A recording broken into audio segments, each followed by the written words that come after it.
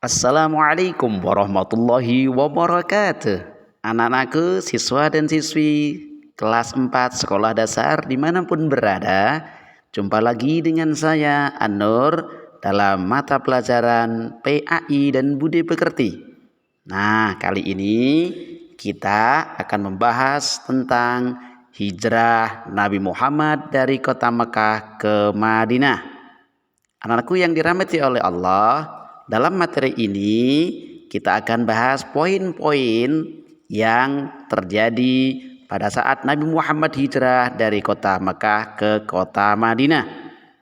Nah, yang pertama adalah kota Mekah.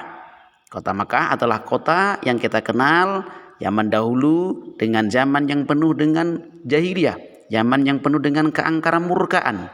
Nabi Muhammad lahir di kota Mekah dalam kondisi masyarakat yang jahiliyah, yang penuh dengan kemurkaan dan kemaksiatan. Ketika Nabi Muhammad SAW menginjak anak-anak, remaja, dan dewasa, maka beliau pergi ke tempat yang sepi. Beliau menyendiri, yakni di tempat yang kita kenal dengan nama Gua Hira. Nah, di Gua Hira tersebut Nabi Muhammad menerima wahyu pertama kali dari malaikat Jibril, yakni surah Al-Alaq ayat 1 sampai 5. Dengan diterimanya surah Al-Alaq ayat 1 sampai 5 ini, maka resmilah Nabi Muhammad diangkat oleh Allah menjadi Rasul Allah pada usia 40 tahun. Setelah menerima wahyu pertama tadi, Nabi Muhammad kembali ke kota Mekah, ke kampung halamannya. Di kampung halamannya ini, di kota Mekah, Nabi Muhammad mencoba berdakwah, menyampaikan apa yang telah diajarkan oleh malaikat Jibril di Gua Hira. Namun, masyarakat Mekah yang notabene adalah suku Quraisy menolak, menentang ajakan Nabi Muhammad karena bertentangan dengan adat kebiasaan mereka dan leluhur mereka. Banyak yang mencaci, mengolok-olok Nabi Muhammad.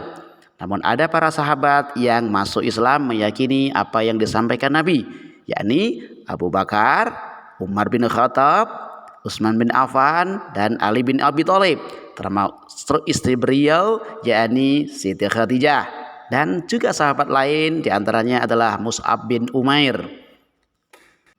Masyarakat Mekah yang notabene suku Quraisy semakin marah, semakin emosi, semakin tak senang, tak suka dengan Nabi Muhammad, membenci beliau. Karenanya masyarakat Quraisy yang notabene orang-orang jahiliyah mencoba untuk menghentikan dakwah Nabi dengan mengancam, menganiaya, menyiksa para sahabat-sahabat dan pengikut Nabi. Atas dasar itulah diantaranya alasannya sehingga Nabi Muhammad merasa bertanggung jawab kepada umatnya, kepada pengikutnya agar mereka selamat, mereka tidak dianiaya.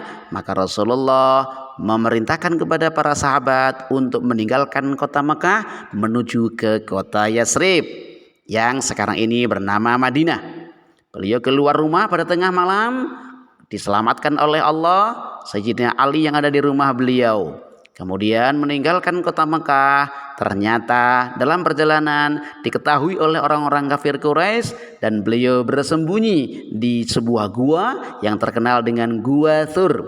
Nah, di tempat inilah terjadi beberapa peristiwa. Satu, Allah melindungi Nabi Muhammad dan sahabat Nabi termasuk Abu Bakar dengan menyuruh laba-laba, pohon, burung, dan lain-lain untuk menutupi Gua Thur agar jejak Nabi Muhammad tidak terbaca oleh orang kafir Quraisy. Singkatnya, orang kafir Quraisy tak mengetahui Nabi Muhammad aman dalam gua.